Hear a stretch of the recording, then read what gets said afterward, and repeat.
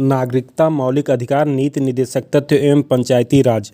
भारतीय संविधान के भाग 2 में नागरिकता का उल्लेख किया गया है। भारतीय नागरिकता अधिनियम 1955 द्वारा भारतीय नागरिकता प्राप्त की जा सकती है। जन्म द्वारा, रक्त संबंध या वंश परंपरा द्वारा, रजिस्ट्रीकरण द्वारा, देशीकरण द्वारा एवं किसी भूभाग के सम्मिलन द्वारा।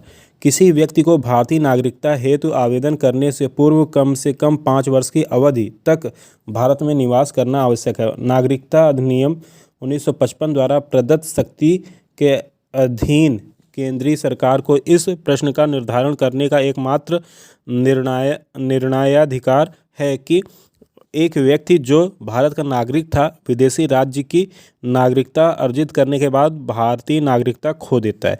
नागरिकता के बारे में विधि बनाने की संपूर्ण शक्ति संसद में है। भारतीय संविधान के भाग 3 में मूल अधिकार, भाग 4 में राज्य के नीति निर्देशक तत्व तथा भाग 4 का में मूल कर्तव्य का उल्लेख किया गया है। वर्तमान में मूल अधिकारों की संख्या 6 है। मूल भारतीय संविधान में मौलिक अधिकारों की संख्या 7 थी। 44वें संविधान संशोधन 1978 के द्वारा अनुच्छेद 31 और अनुच्छेद 19 के खंड का और उपखंड च में उल्लेखित संपत्ति के अधिकार को मौलिक अधिकार की सूची से हटा दिया गया। बहुत ही महत्वपूर्ण, संपत्ति के अधिकार को मौलिक अधिकार की सूची से हटा दिया गया। संपत्ति के अधिकार को अनुच्छेद 300 के अंतर्गत कानूनी अधिकार बनाया गया है। भारतीय संविधान के अनुच्छेद 12 से 35 तक में मौलिक अधिकारों का वर्णन किया गया है। कानून का नियम का अर्थ है कानून की दृष्टि में सभी व्यक्ति समान हैं।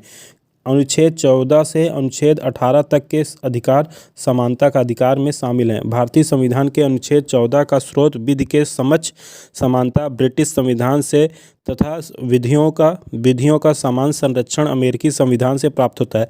संविधान के अनुच्छेद 16 में सार्वजनिक रोजगार से संबंधित मामलों में भारत के सभी नागरिकों के लिए अवसर की समानता की गारंटी दी गई है।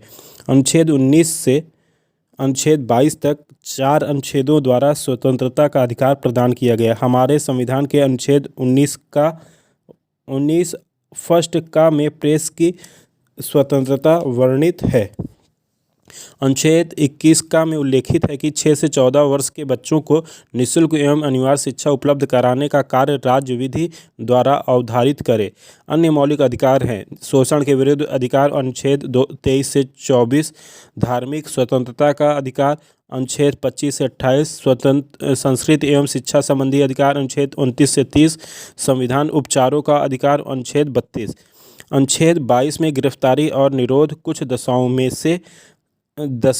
से संरक्षण के संबंध में उपबंध है। हमारे संविधान का अनुच्छेद 23 मनुष्यों के अवैध व्यापार एवं बालात श्रम का निषेध करता है। हमारे संविधान के अनुच्छेद 25 से 28 में धर्म की स्वतंत्रता का उल्लेख है।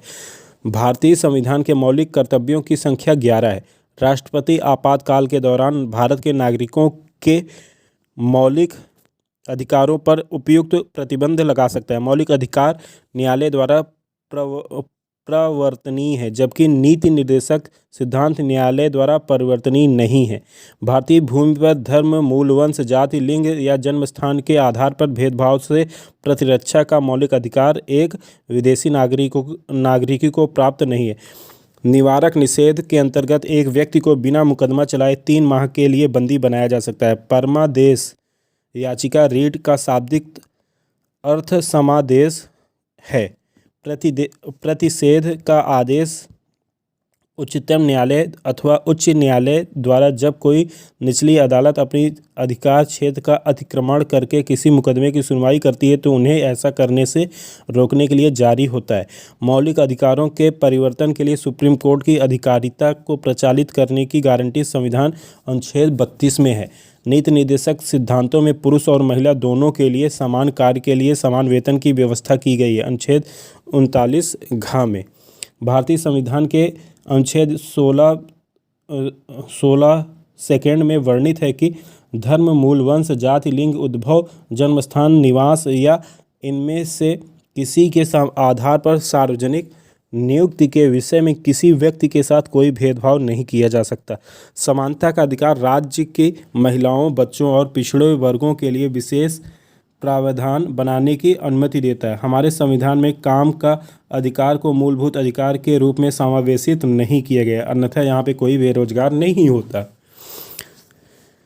संविधान द्वारा प्रदत्त मौलिक अधिकार में संसद संशोधन कर सकती है। पंचायती राज व्यवस्था में पंचायत के सदस्य ग्राम भाषा की जनता द्वारा निर्वाचित होते हैं। किसी गिरफ्तार व्यक्ति की स्वतंत्रता या जीने के अधिकार का उल्लंघन माना जाएगा यदि उसे अपने वकील से विचार विमर्श करने का मौका नहीं दिया जाता।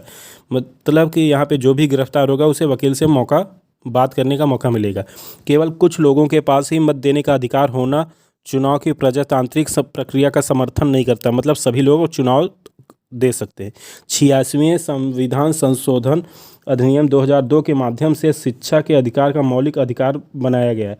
भारतीय संविधान के अनुच्छेद 14 के अनुसार भारतीय भूभाग में किसी भी व्यक्ति को कानून की नज़र में समान होने या कानून द्वारा समान सुरक्षा पाने के अधिकार की अनदेखी राज्य सरकार द्वारा नहीं की जा सकती। हमारे संविधान का अनुच्छेद 14 कानून के समक्ष समानता से संबंधित है। धर्म, मूल, वंश, जाति, लिंग अथवा जन्म स्थान के आधार पर भेदभाव का निषेध अनुच्छेद 15 में किया गया है।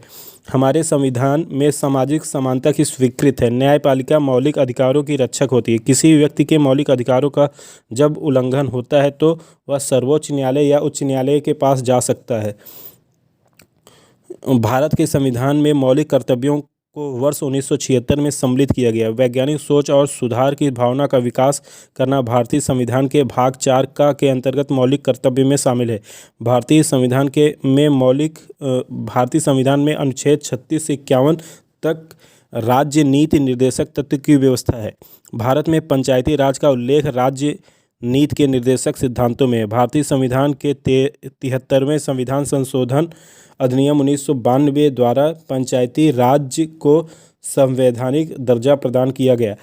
पंचायती राज को भारतीय संविधान के भाग 9 में रखा गया है। पंचायती राज त्रिस्तरीय ग्राम पंचायत, क्षेत्र पंचायत तथा जिला पंचायत है। भारतीय संविधान के 74वें संविधान संशोधन अधिनियम 1992 के द्वारा भाग 9 में 9 का जोड़कर नगरीय स्थानीय प्रशासन को संवैधानिक दर्जा प्रदान किया गया है। 2 अक्टूबर 1959 को तत्कालीन प्रधानमंत्री जवाहरलाल नेहरू ने राजस्थान के नागौर जिले में पंचायती राज व्यवस्था का उद्घाटन किया। यदि पंचायत का विघटन होता तो 6 माह के भीतर चुनाव कराए जाते हैं। नागालैंड राज्य में पंचायती राज व्यवस्था अस्तित्व में नहीं है। त्रिस्तरीय पंचायती राज व्यवस्था में सर्वोच्च स्थान पर जिला परिषद है। पंचायती राज स्वशासन की एक योजना है। पंचायती राज का उद्देश्य प्रजातंत्र का विकेंद्रीकरण है। नगर निगम के प्रधान मेयर होते हैं।